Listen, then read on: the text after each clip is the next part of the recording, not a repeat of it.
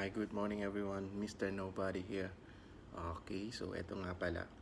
Tatanungin ko kayo. Nahihirapan ka na ba gumawa ng content?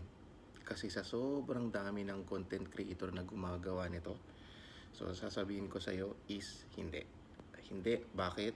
Um, ang dami mong pwedeng gawing content. Like, number one, yung daily activities na ginagawa mo.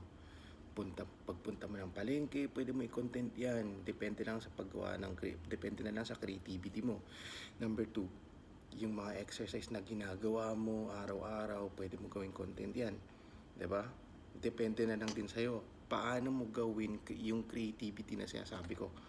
Paano mo i-execute? Number three, yung pagluluto mo. So tayo mga Pilipino, tayo mga Pinoy, ang hilig natin sa pagkain, 'di ba?